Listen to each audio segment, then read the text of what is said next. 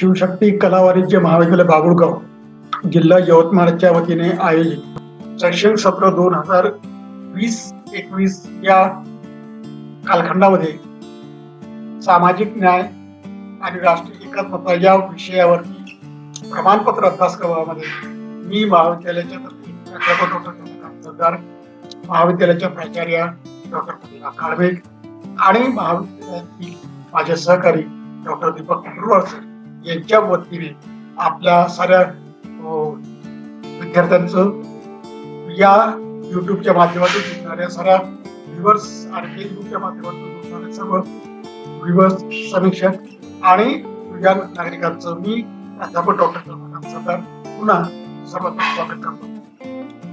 विद्यार्थी बंधूंनो आणि सुजाण नागरिको, आपल्या सर्वांना माहिती आहे की शिवशक्ती महाविद्यालयाच्या वतीने हा प्रमाणपत्र अभ्यासक्रम आयोजित केलेला आहे आणि या प्रमाणपत्र अभ्यासक्रमामध्ये रोज आपण नवीन वक्त्यांची राष्ट्रीय एकात्मता आणि सामाजिक न्याय या संदर्भामध्ये विचार ऐकत असतो.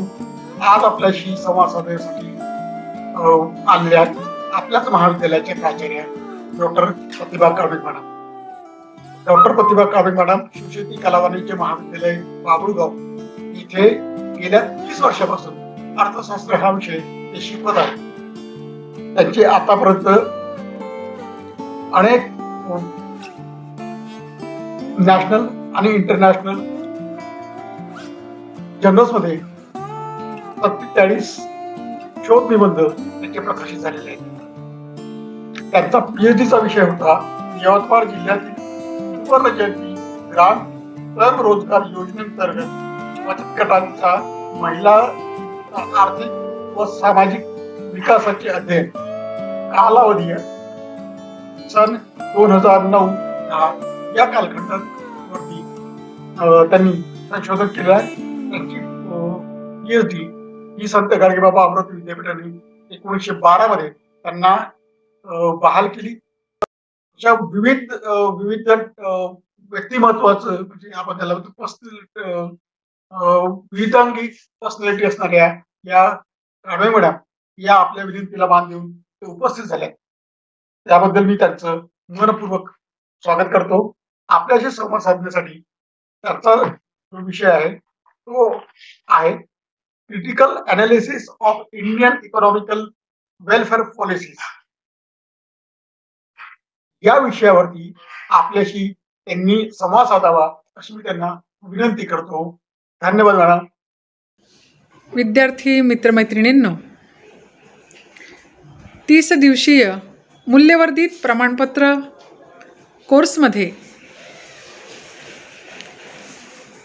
सामाजिक न्याय व एकात्मता हा प्रमाणपत्र कोर्स शिवशक्ती महाविद्यालय बाभुळगाव येथील प्राध्यापक डॉक्टर चंद्रकांत सरदार सर, इतिहास विभाग प्रमुख यांनी आयोजित केलेला आहे. Critical analysis of Indian economical welfare policy, भारतातील कल्याणकारी योजनांचे टीकात्मक मूल्यमापन या विषयावर माझे विचार मी या कोर्समध्ये व्यक्त करणार आहे. आपणा सर्वांना माहिती आहे की भारत हा विकसनशील देश असून देशाचा जर जलद गतीने आर्थिक विकास करावयाचा असल्यास नियोजनाशिवाय पर्याय नाही. आजचं युग हे नियोजनाचं युग आहे. नियोजन करा नाहीतर नष्ट व्हा हा आजच्या युगाचा नारा आहे. रॉबिन्स असं म्हणतात की नियोजन हा आर्थिक विकासाचा रामबाण उपाय आहे. स्वातंत्र्यपूर्व काळामध्ये आर्थिक विकासाच्या संदर्भात नियोजन करण्यात यावं असा विचार जेव्हा समोर आला तेव्हा विश्वेश्वरैया यांनी 1930मध्ये सर्वप्रथम नियोजनाची संकल्पना मांडली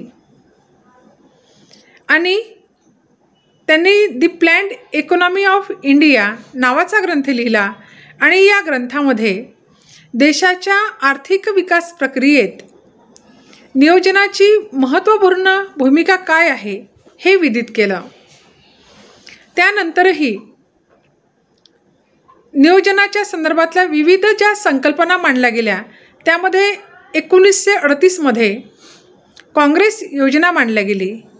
या काँग्रेस योजनेत गांधीजींच्या पुढाकाराने नियोजनाचं जे काही संकल्पना आहे ती संकल्पना मांडण्यात आली.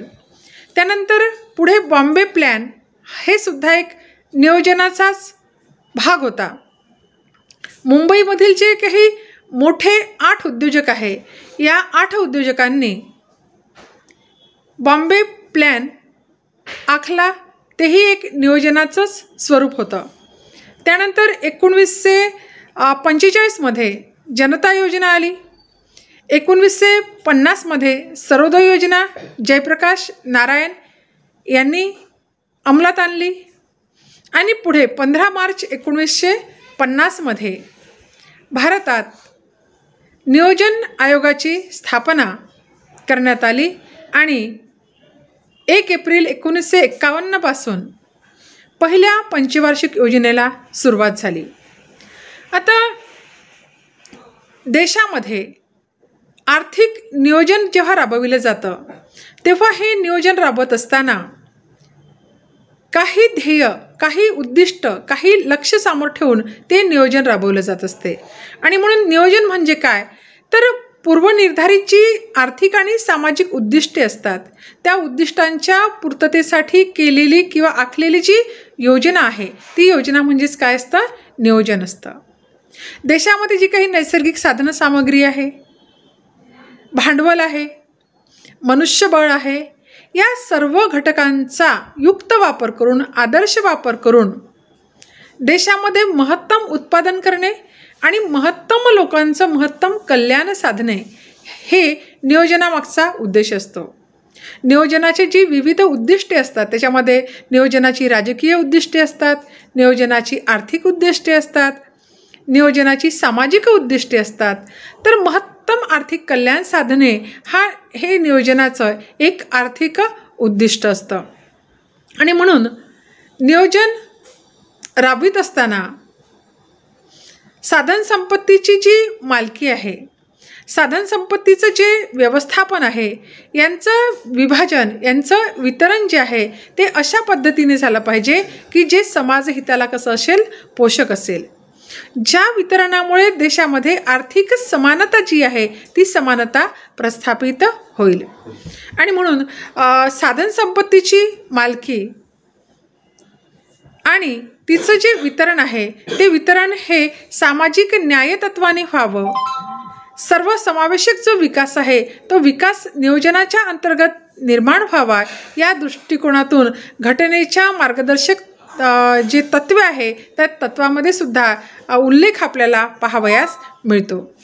आता राष्ट्रीय उत्पन्नाचं किंवा संपत्तीचं केंद्रीकरण जर झालं तर देशामध्ये सामाजिक विषमता निर्माण होईल आणि त्याचा परिणाम जो आहे तो सामाजिक कल्याणावर होईल. आणि म्हणून राष्ट्रीय उत्पन्नाचं जेव्हा वितरण होत असतं उत्पादनाच्या विविध घटकांमध्ये तेव्हा भूमीला खंड मिळत असतो, श्रमाला मजुरी मिळत असते, भांडवलाला व्याज मिळतं आणि संघटकाला नफा प्राप्त होत असतो. तेव्हा या सर्व उत्पादन घटकांना प्राप्त होणारा जो काही मोबदला आहे तो मोबदला प्राप्त होत असताना तो समान सामाजिक न्यायतत्वाने झाला पाहिजे. जर आर्थिक सत्तेचं, आर्थिक संपत्तीचं, राष्ट्रीय उत्पन्नाचं जर केंद्रीकरण झालं तर काय होईल की मुठभर लोकांच्या हाती जर राष्ट्रीय उत्पन्नाचा मोठा वाटा गेला आणि संख्येने जास्त असलेल्या लोकसंख्येच्या हाती जर संपत्तीचा, राष्ट्रीय उत्पन्नाचा कमी वाटा आला तर ते संपत्तीचं असमान वितरण झालं. असं जर असमान वितरण झालं तर देशामध्ये सामाजिक कल्याण जे आहे ते सामाजिक कल्याण साधलं जाणार नाही आणि म्हणून समाजहिताला पोषक असं राष्ट्रीय संपत्तीचं जे वितरण आहे हे वितरण होणं सुद्धा आवश्यक आहे.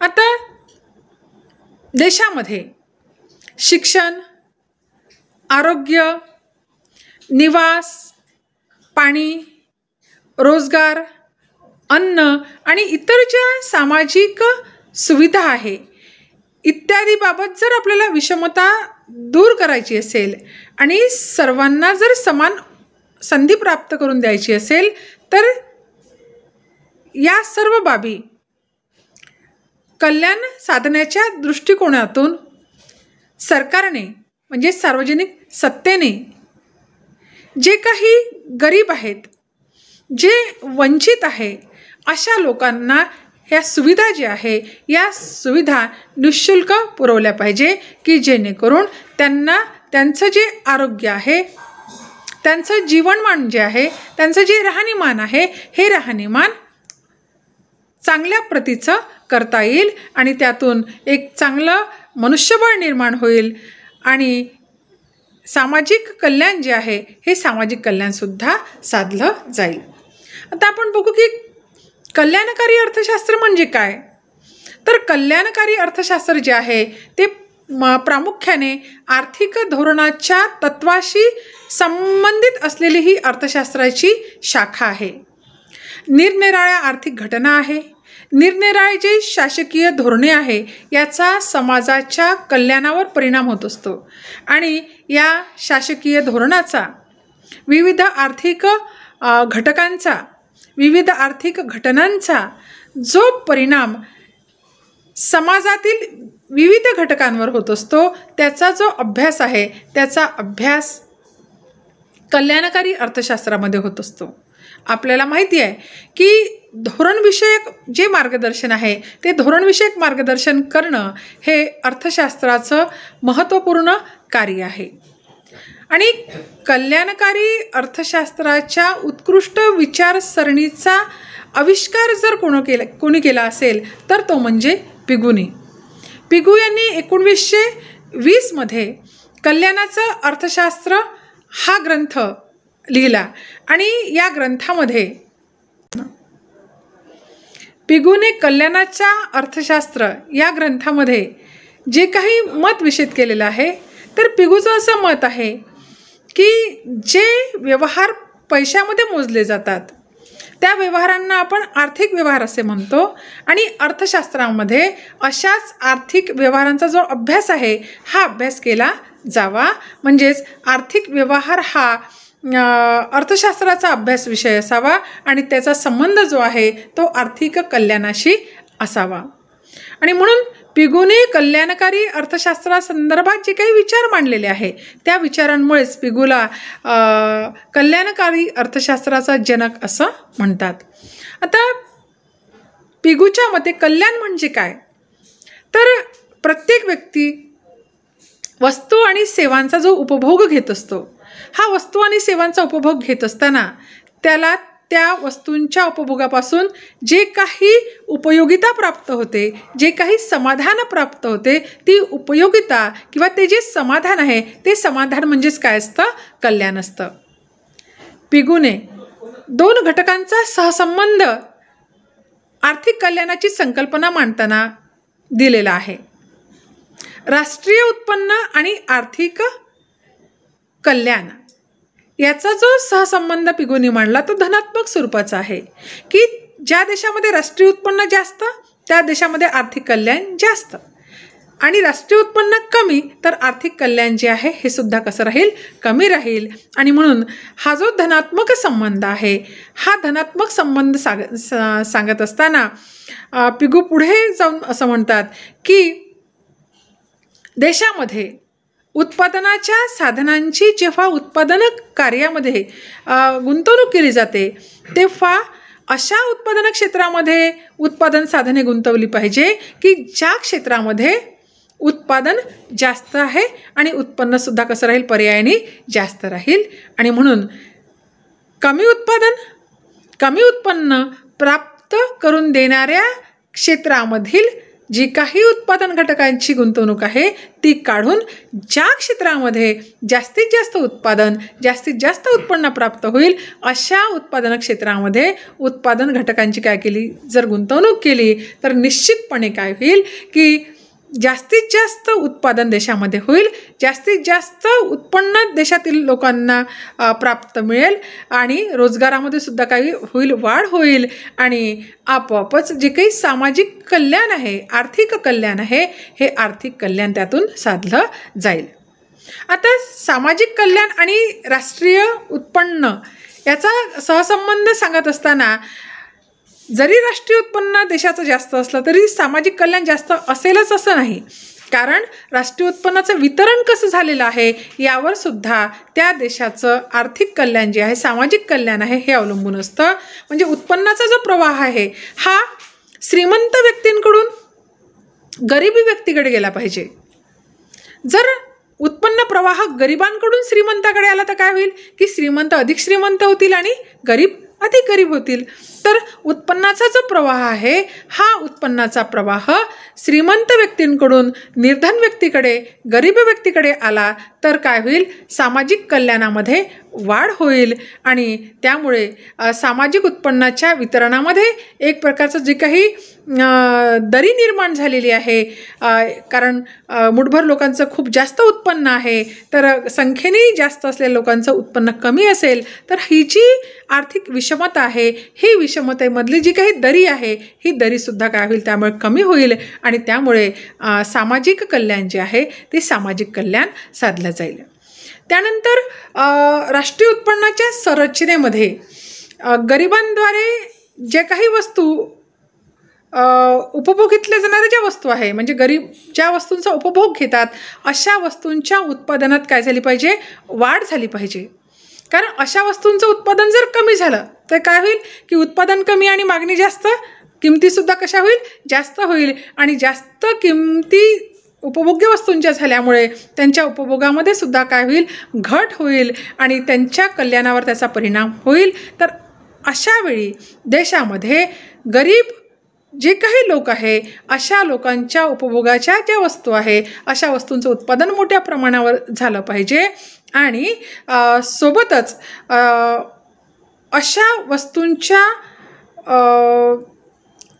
किमतीवर आपण म्हणू किंवा अशा वस्तूंना सबसिडी जी आहे ती सबसिडीसुद्धा सरकारने दिली पाहिजे की जेणेकरून त्याला त्या वस्तूंचा उपभोग हा घेता येईल आणि त्यामुळे त्याच्या राहणीमानात, जीवनमानात एक प्रकारचा काय होईल, सकारात्मक जो बदल आहे तो बदल होईल. सामाजिक कल्याण जर महत्तम करायचं असेल तर त्यासाठी निःशुल्क शिक्षण व्यवस्था, स्वास्थ्य सुविधा, त्याच्यानंतर रस्ते, पार्क, नाल्या, वीज, दवाखाने, पिण्याचे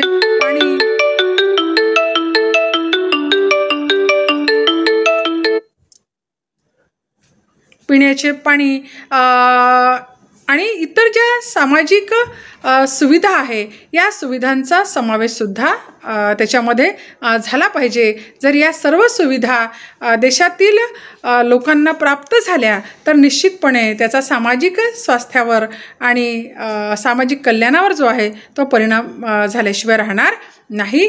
त्यानंतर सार्वजनिक जो काही खर्च आहे हा सार्वजनिक खर्च आणि सार्वजनिक जे उत्पन्न आहे की त्याला आपण सार्वजनिक प्राप्ती असं म्हणतो, तर सार्वजनिक उत्पन्न आणि सार्वजनिक खर्च आणि सार्वजनिक उत्पन्न किंवा सार्वजनिक प्राप्ती या दोहोंमध्ये नेहमी सार्वजनिक खर्चापेक्षा सार्वजनिक प्राप्ती कशी असली पाहिजे, जास्त असली पाहिजे.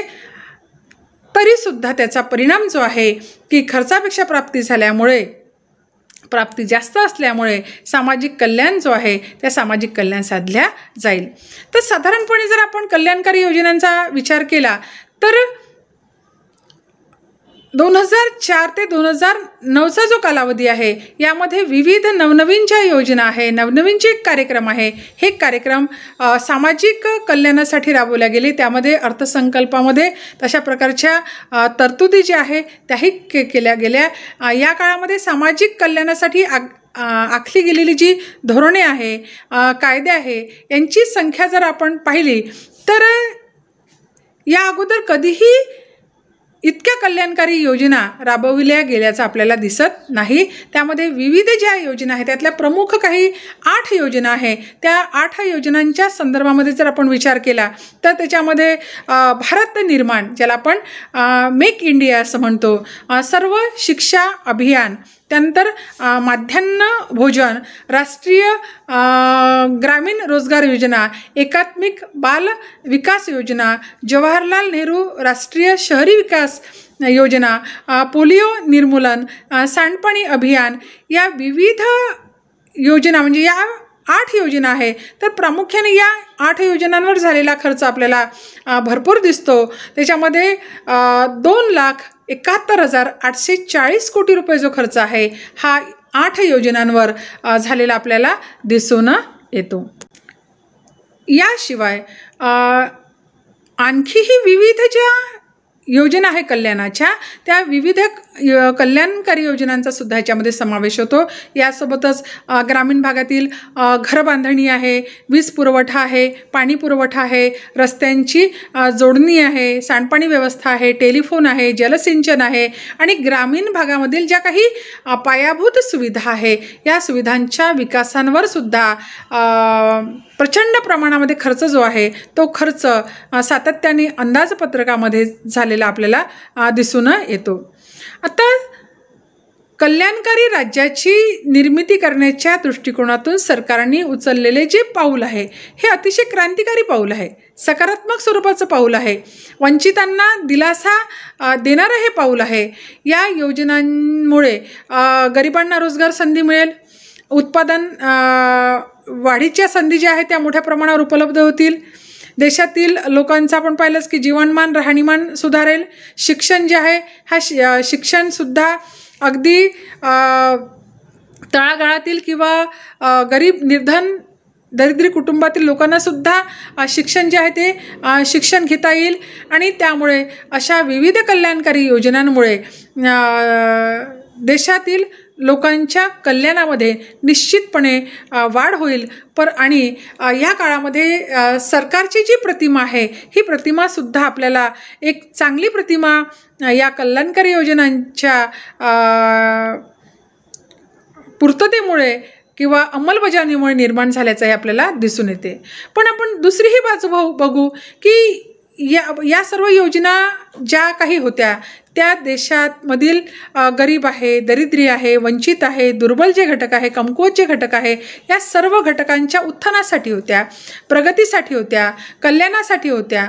परंतु या योजनांची जर आपण फलश्रुती बघितली तर या योजनेचे लाभ ज्यांच्यासाठी या योजना राबवल्या गेल्यासाठी, ज्यांच्या कल्याणासाठी या योजना राबवल्या गेल्या त्यांच्यापर्यंत त्या पोहोचल्या का, त्या योजनेचे लाभ त्यांना परिपूर्णपणे मिळाले का, प्रामाणिकपणे त्या योजनांवर जो काही खर्च झाला तो खर्च पूर्णपणे झाला का, किंवा त्या योजनेमुळे त्यांच्या कल्याणात वाढ झाली का, ह्या सगळ्या बाबींचा जर आपण विचार केला तर आपल्या असं लक्षात येतं की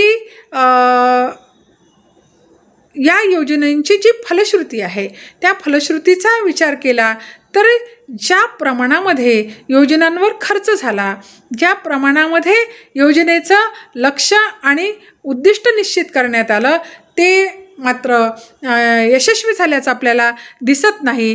ह्याचं कारण असं की योजनांमध्ये झालेला भ्रष्टाचार,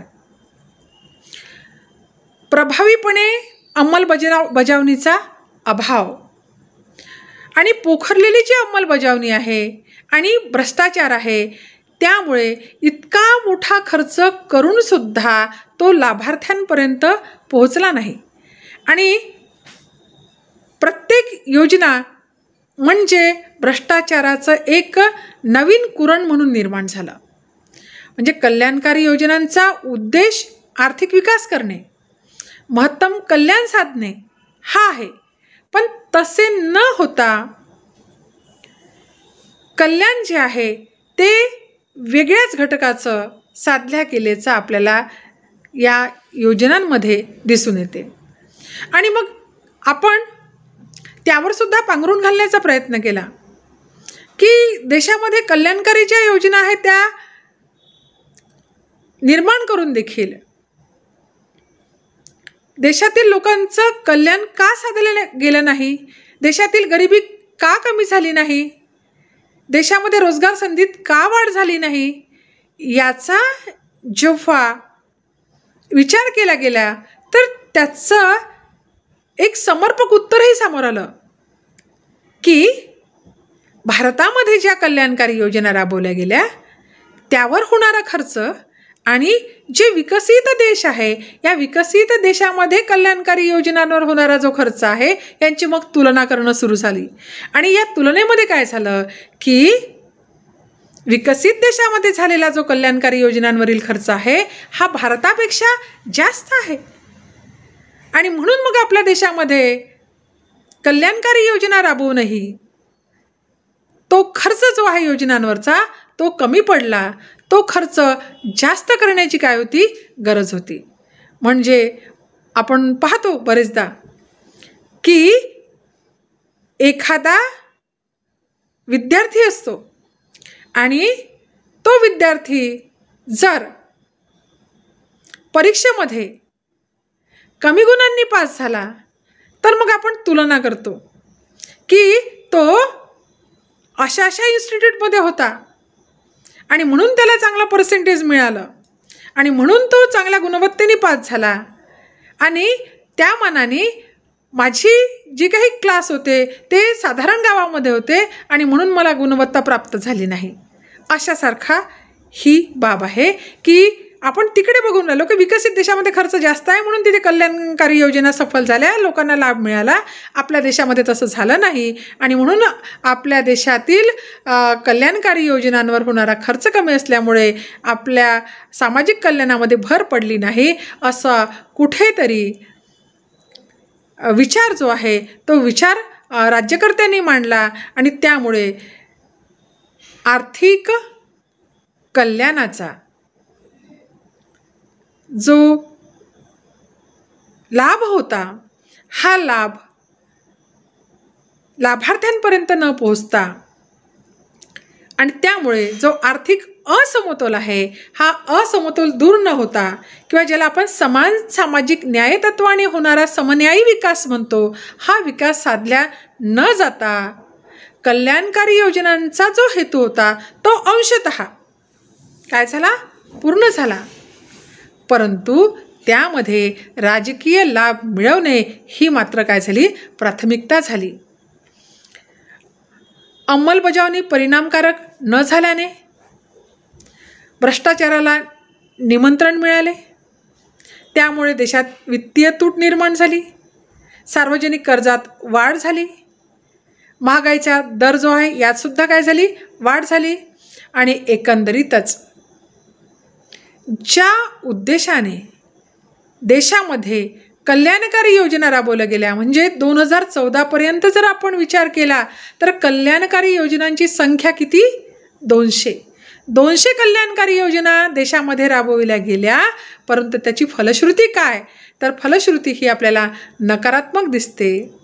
या सर्व कल्याणकारी योजना प्रामाणिकपणे राबवल्या न गेल्यामुळे त्याची जी फलश्रुती आहे ही कुचकामी राहिल्याचं आपल्याला दिसून येतं. आणि म्हणून देश कोणताही असो परंतु योजना जेव्हा राबविल्या जातात तेव्हा त्या योजनेमधला पैसा आणि पैसा जर त्या योजनेच्या ध्येयपूर्तीसाठी उद्दिष्टपूर्तीसाठी लक्ष्य गाठण्यासाठी खर्च झाला तर त्याची जी काही आउटपुट आहे त्याची जी काही फलश्रुती आहे ती फलश्रुतीसुद्धा कशी राहील तितकीच प्रभावी राहील.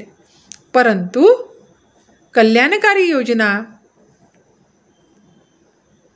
फक्त उभ्या करणं पण ज्यांच्यासाठी त्या योजना उभ्या झाल्या त्यांच्यावर खर्च न होता त्याला जर गळती लागली तर त्याचे जे परिणाम आहे हे सकारात्मक होत नाही आणि म्हणून आर्थिक कल्याण जे आहे किंवा सामाजिक कल्याण आहे किंवा लोकांचं महत्तम कल्याण जे आहे, कारण आपण डाल्टनचं एक विधान आहे, मत आहे की डाल्टन असं म्हणतो की कोणतं सरकार आदर्श सरकार समजायचं, तर ज्या सरकारच्या काळामध्ये महत्तम लोकांचं महत्तम कल्याण साधल्या जाईल ते सरकार म्हणजे देशाचं आदर्श सरकार होय. तर असं कल्याणकारी योजनाच्या संदर्भांमध्ये झालं तर निश्चितपणे या कल्याणकारी योजनांचा फायदा जो आहे हा समाज कल्याणासाठी, देश कल्याणासाठी, लोककल्याणासाठी होईल आणि अशाच योजना प्रामाणिकपणे राबविल्यास निश्चितपणे या देशामध्ये सामाजिक विषमता दूर होईल, सामाजिक न्यायतत्वाने राष्ट्रीय उत्पन्नाचं वितरण होईल, गरीब आणि श्रीमंतीमधली जी काही दरी आहे ही दरी कमी होईल आणि मग आर्थिक विकासासोबतच सामाजिक समता, सामाजिक न्याय जो आहे तो न्याय देखील प्रस्थापित होईल.